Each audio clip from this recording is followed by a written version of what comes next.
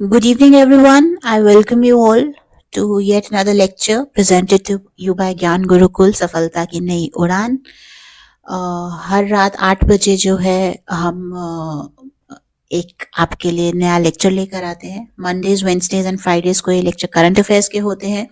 Tuesdays, Thursdays and Saturdays को ये static के होते हैं। संडे मॉर्निंग 11 से 12 हमारी क्लास होती है जहां पर हम लाइव क्वेश्चंस और डाउट्स को टेकअप करते हैं। ओके, आज का लेक्चर ट्यूसडे है तो ऑब्वियसली स्टैटिक के किसी टॉपिक पर होगा एंड आज का टॉपिक है national parks of India.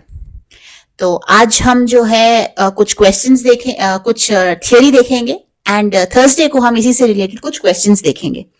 Right, तो बिना देर किए लेक्चर स्टार्ट करते हैं। तो नेशनल पार्क्स की जब हम बात करते हैं, नेशनल पार्क्स क्या है? नेशनल पार्क्स हमारे ऐसे प्रोटेक्टेड एरियाज हैं जिनको हमने डेजिग्नेट करा कि भाई ये एरिया जो है ये प्रोटेक्टेड है, यहाँ पर हम जानवरों को, पेड़ों को, पौधों को, इकोसिस्टम्स को जो है प्रिजर्व करेंगे, उनको कंजर्व करेंगे। वहां पर हम ह्यूमन इंटरवेंशन जो है, लोगों की जो छेड़छाड़ है नेचर के साथ, उसको बिल्कुल खत्म करेंगे। राइट, इकोसिस्टम्स की जब बात करते हैं तो डेजर्ट हो सकता है, आपका फॉरेस्ट हो सकता है, आपका ग्रासलैंड हो सकता है, आपका जो है मैनग्रोव्स हो सकता है, आपके कोस्टल इकोसिस्टम्स हो सकते हैं। राइट, तो बहुत सारे अलग अलग इकोसिस्टम्स हो सकते हैं जो इन नेशनल पार्क्स को कॉन्स्टिट्यूट कर सकते हैं।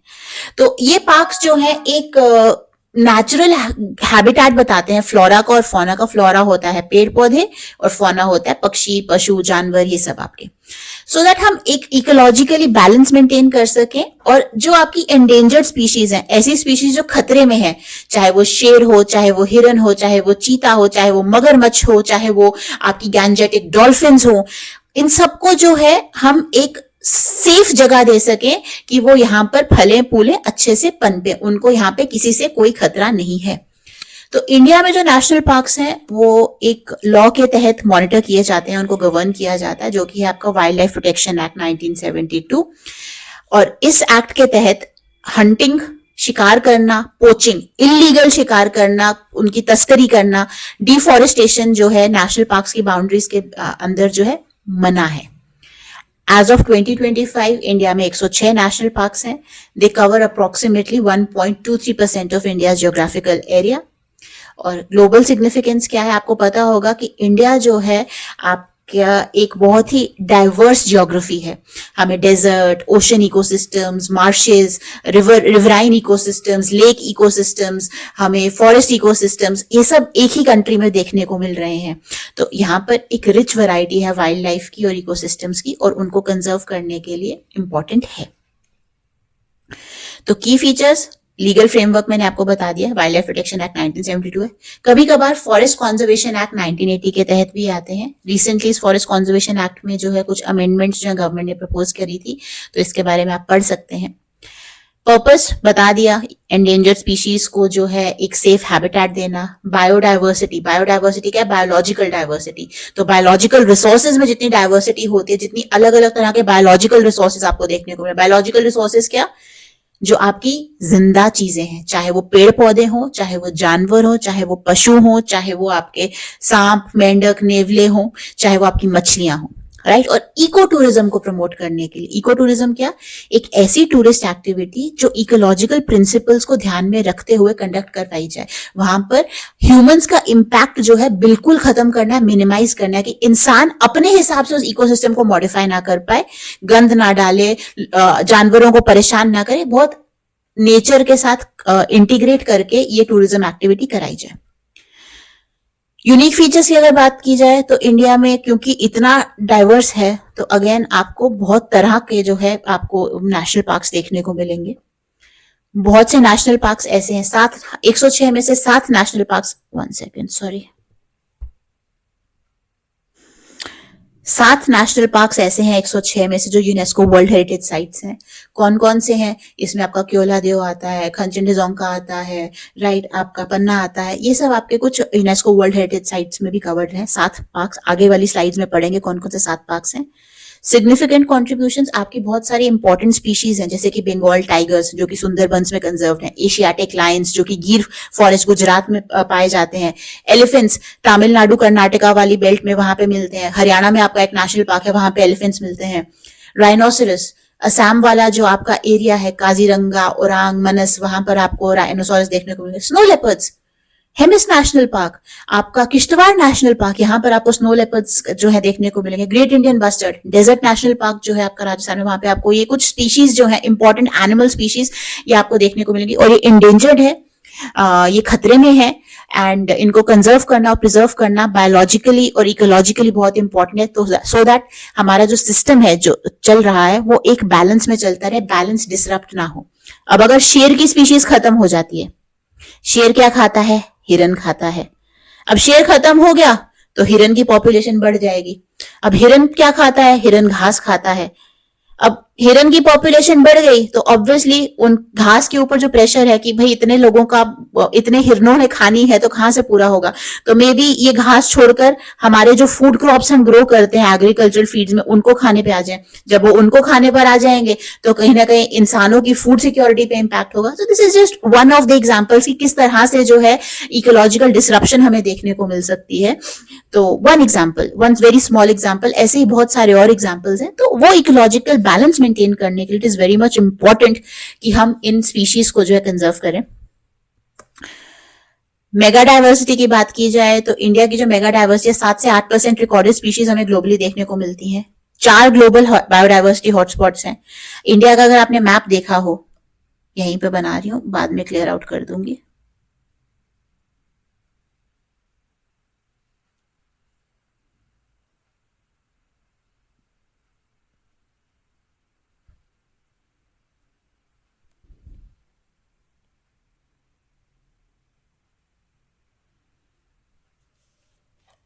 ये जो है ऐसा है। अब मैप आपने देखा हो, सॉरी थोड़ा सा गंदा रिप्रेजेंटेशन है बट रफली समझ आ रहा है ना कि भारत है। हाँ, तो यहाँ पे 4 ग्लोबल बायोडाइवर्सिटी हॉटस्पॉट्स हैं। आपका हिमालयन रीजन एक ग्लोबल बायोडाइवर्सिटी हॉटस्पॉट है, आपके वेस्टर्न घाट्स एक बायोडाइवर्सिटी हॉटस्पॉट है, आपका ये वाला जो एरिया है ये इंडो बर्मा में आता है, राइट ये जो बाकी रिमेनिंग एरिया इंडो बर्मा में आता है। एंड यहाँ पर again Andaman and Nicobar islands आपने देखे होंगे, तो जो निकोबार पोर्शन है आइलैंड्स का वो सुंडा लैंड वाली उसमें आता है। तो 4 मेगा डाइवर्सिटी हॉटस्पॉट, सोचो कितनी ज्यादा, 7 से 8% जो स्पीशीज है ग्लोबली वो आपको इंडिया में देखने को मिल रही है। फ्लैगशिप स्पीशीज की हमने बात की थी, तो बंगाल टाइगर जो सुंदरबंस में, कान्हा में, रणथंभौर में देखने को मिलेगा आपको। एशियाटिक लायन गिर नेशनल पार्क गुजरात में, that is the only place जहां पे एशियाटिक लायन आपको देखने को मिलेगा। One horn rhinoceros Kaziranga Orang मनस, स्नो लेपर्ड हेमिस में, ये मैंने आपको पिछली स्लाइड में भी बताया था बट इसको जस्ट वर्ड कर दिया यहाँ पर। अगर सस्टेनेबल डेवलपमेंट गोल्स के पॉइंट ऑफ व्यू से देखा जाए तो गोल 13 जो क्लाइमेट एक्शन की बात करता है, इकोसिस्टम प्रिजर्वेशन की बात करता है, उसके लिए इंपॉर्टेंट है। और एसडीजी 15 जो टेरेस्ट्रियल इकोसिस्टम और बायोडाइवर्सिटी को कंजर्व करने की बात करता है, उससे रिलेटेड है।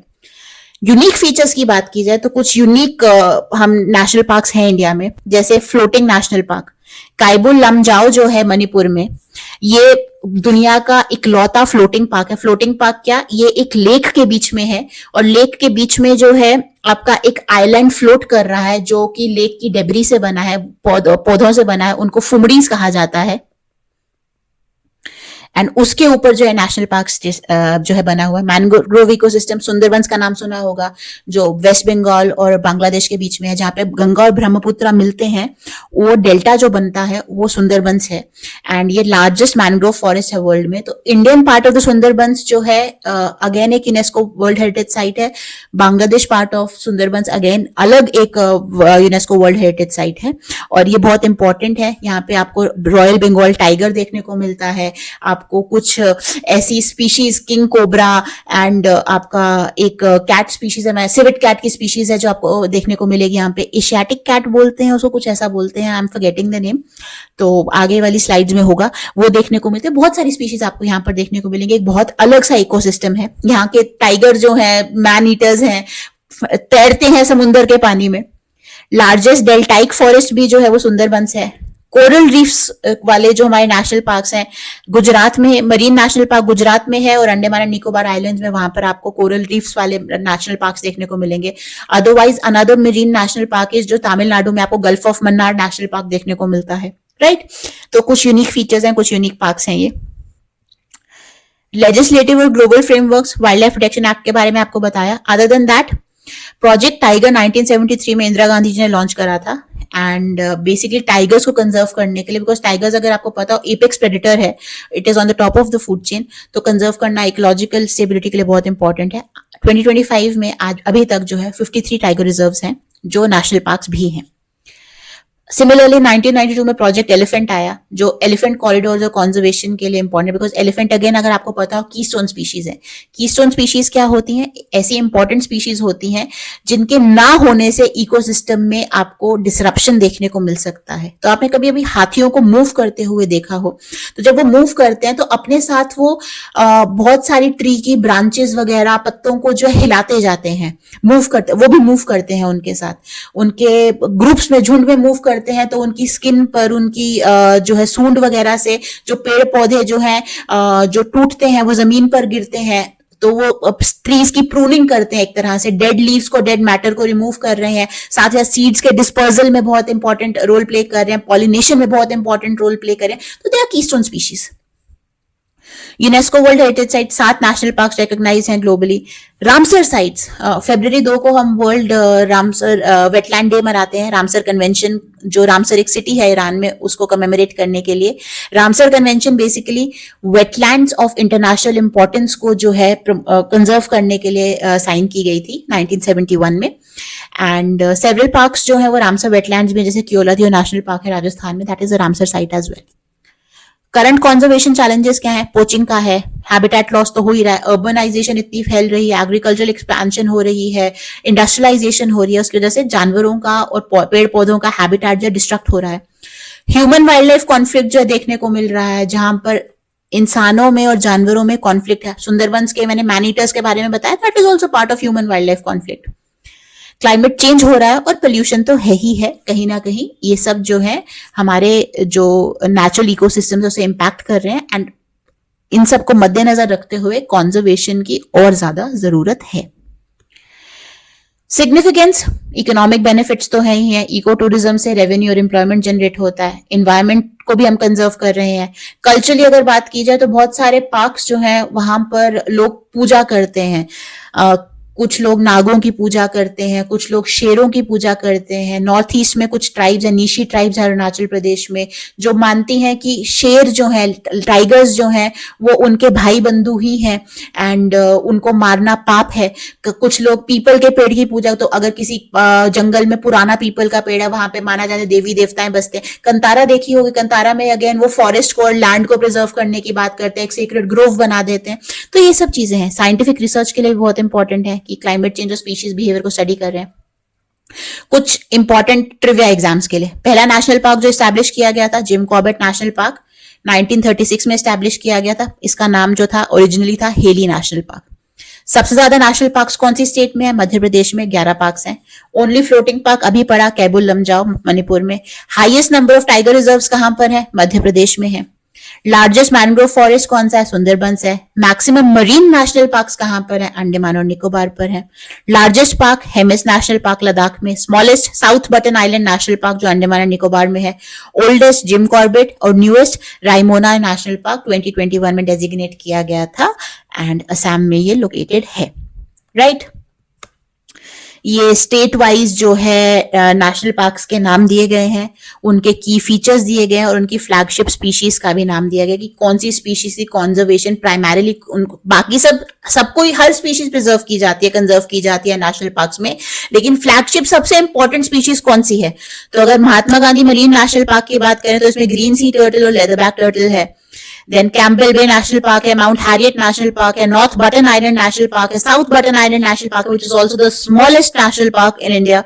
Middle Button Island National park है, सैडल पीक है, रानी झांसी है, एंड गलाथिया बे है। आंध्र प्रदेश में पापीकोंडा है, राजीव गांधी है, और श्री वेंकटेश्वर नेशनल पार्क है। अरुणाचल में नामदम्फा और माउलिंग है। असम में काजीरंगा, मनस, डिब्रू साइखोवा, नामेरी, ओरांग, रायमोना, दहिंग पटकाई है। बिहार की बात की जाए, बिहार में एक ही है, वाल्मीकि। छत्तीसगढ़ में इंद्रावती है और कांगेर घाटी है, और गुरु घासीदास, इसको संजय नेशनल पार्क भी बोला जाता है। गोवा में भी एक है, मोलेम। गुजरात में गिर है, ब्लैक बक है, मरीन नेशनल पार्क है, और वंसडा नेशनल पार्क है। हरियाणा में सुल्तानपुर और कालेसर है। हाँ, कालेसर में है ना एलिफेंट्स, ये देखो। हाँ, राइट। हिमाचल प्रदेश में ग्रेट हिमालयन नेशनल पार्क है, पिन वैली नेशनल पार्क है, इंद्र किला है, खीरगंगा है, और सिंबलबाड़ा है। Jammu and Kashmir, Dachigam, Hemis, Kishtwar high altitude and Salim Ali national park. Hemis all the Ladakh में चला गया है, यहाँ पे लद्दाख लिखा होना चाहिए था, but I am talking about the erstwhile state of Jammu and Kashmir. तो डाचीगाम जो है हंगुल के लिए जाना जाता है, कश्मीर स्टैग। हेमिस में आपको स्नो लेपर्ड्स देखने को मिलेंगे, लार्जेस्ट नेशनल पार्क भी है। Kishtwar high altitude national park again medicinal plants और हाई ऑल्टीट्यूड वाइल्ड लाइफ के लिए जाना जाता है, यहाँ पे भी स्नो लेपर्ड्स की साइटिंग्स की गई है। मस्क डियर मिलता है यहाँ पे, हिमालयन मस्क डियर, कस्तूरी मृग। और सलीम अली बेसिकली बर्ड्स के लिए जाना जाता है, माइग्रेटरी बर्ड्स और वाइल्ड डक्स देखने को मिलती हैं। झारखंड में बेतला नेशनल पार्क है। कर्नाटका में है बांदीपुर, नगरहोल, बनेरघाटा, कुद्रेमुख, अंशी। केरला में है पेरियार, साइलेंट वैली, एराविकुलम, मथिकेटन, अनाईमुड़ीशोला। मध्य प्रदेश में कान्हा, बांधवगढ़, पेंच, सतपुरा, पन्ना। एंड अगर आपको पता हो, Kanha National Park was the inspiration for Rudyard Kipling's Jungle Book, वो जो किताब लिखी थी, मोगली वाली किताब थी ना, मोगली की कहानी, जंगल बुक, वो कान्हा नेशनल पार्क से इंस्पायर्ड थी, राइट। टाइगर रीइंट्रोडक्शन के लिए फेमस है पन्ना नेशनल पार्क।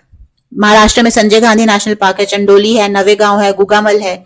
मणिपुर में कैबुल लमजाओ है, मेघालय में बालफक्रम और नौकरिक है, मिजोरम में मुरलेन फांगपुई है, नागालैंड में नटांकी है, ओडिशा में सिमलीपाल है, और भिटरकनिका है। भिटरकनिका में अगर आपको पता हो, सॉल्ट वाटर क्रोकोडाइल्स और olive ridley turtles. Olive ridley turtles बहुत इंपॉर्टेंट है, बहुत न्यूज में रहते हैं, ऋषिकुल्या रिवर पर इनकी ब्रीडिंग रहती है, तो इसके बारे में पढ़ लीजिएगा। पंजाब में हरिके वेटलैंड है, हरिके वेटलैंड एक रामसर साइट है, यहाँ पे सतलज और ब्यास जो है मिलते हैं, राइट। राजस्थान में रणथंभौर है, केओलादियो है, Sariska desert national park, Mukundra hills national park है, ठीक है। मुकुंदरा में टाइगर रिलोकेशन का प्रोजेक्ट जो है वो चल रहा है, बंगाल टाइगर लेपर्ड यहाँ पे देखने को मिलेगा। केओलादियो यूनेस्को साइट है, बताया था शायद, राइट। सिक्किम में Khangchendzonga which is again UNESCO world heritage Site, बताया मैंने पीछे आपको। तमिलनाडु में Mudumalai, Guindy, Mukurthi, Gulf of Mannar Marine National park है। तेलंगाना में महावीर हरिना वनस्थली नेशनल पार्क है। कसु ब्रह्मानंद रेड्डी नेशनल पार्क है। मृगवाणी नेशनल पार्क है। त्रिपुरा में क्लाउडेड लेपर्ड नेशनल पार्क है, नाम ही क्लाउडेड लेपर्ड है तो ऑब्वियसली क्लाउडेड लेपर्ड देखने को मिलेंगे, राइट। राजबड़ी है, Rajbari is a wetland again. Uttar Pradesh में दुधवा है। उत्तराखंड में Jim Corbett, Rajaji, Nanda Devi again is a UNESCO world heritage site. यहाँ पे वैली ऑफ फ्लावर्स वाला जो पूरा है वो आपको यहाँ पे देखने को मिलेगा। Valley of flowers national park है। उसके बाद आपका गंगोत्री नेशनल पार्क है और गोविंद नेशनल पार्क है। वेस्ट बंगाल में सुंदरबंस है, न्योरा है, सिंगालीला है, गोरुमारा है और बक्सा है। तो these are some of the important national parks. I don't know, मैंने 106 कवर किया। आई थिंक मैंने मध्य प्रदेश के कुछ यहाँ पे मिस कर दिए, यहाँ से कट हो गया ना, कुछ मिस हो गए हैं, बट वो देख लीजिएगा। And this is a map which shows, ये आ गया मध्य प्रदेश के 11 के 11 का नाम आ गया, राइट। तो ये 106 के 106 जो है नेशनल पार्क्स आपको यहाँ पर दिखाई दे रहे हैं। मध्य प्रदेश में मैंने डायनासोर और घुघुआ फॉसिल जो है वो मिस कर दिया, कूनो मिस कर दिया था, राइट। तो ये एक बार आप देख लीजिएगा, मैप के थ्रू याद करना चाहते हैं। यूजुअली क्वेश्चन फ्लैगशिप स्पीशीज से या UNESCO world heritage site, Ramsar site कौन सी है, या उनकी ज्योग्राफी से, लोकेशन से पूछा जाता है। तो ये एक मैप है जो आपको पूरी तरह से तैयार कर देगा। तो ज्यादा कुछ इसमें था नहीं, बहुत ही फैक्चुअल सा टॉपिक था। आई होप समझ आया हो। फिर भी कोई डाउट लगता है तो नीचे कमेंट्स में आप जरूर लिखिएगा। I am here to solve your doubts. And that is all for today. Thank you very much. Please like, share and subscribe. अपने जान पहचान वालों को, अपने दोस्तों को, अपनी फैमिली मेंबर्स के साथ ये वीडियो शेयर करें जितना ज़्यादा आप कर सकते हैं। दूसरों की भी मदद करें तैयारी में, राइट। नॉलेज बांटने से ही बढ़ती है। सब्सक्राइब करना ना भूलें, बेल आइकन दबाना ना भूलें। बाकी हर मंडे को हमारे फ्रेश बैचेस स्टार्ट होते हैं, ऑलरेडी बैचेस चल रहे हैं। तो अगर आपको किसी भी बैच की इंक्वायरी लेनी है तो आप दिए गए नंबर पे कॉल या व्हाट्सएप कर सकते हैं, या आप हमारी ब्रांच भी विजिट कर सकते हैं, which is opposite science college, canal road, Jammu. And benefits क्या क्या मिलते हैं, टीचर्स को क्या क्या है, वो आप सब जब ब्रांच विजिट करेंगे, डेमो लेक्चर्स लेंगे, सब क्लियर हो जाएगा, ठीक है। तो कोई भी डाउट होता है प्लीज नीचे कमेंट्स में लिखिए। बाकी अपना प्यार हमें देते रहें, हमारे साथ बने रहें। I will see you all tomorrow. Till then take care, good night and happy learning. Bye.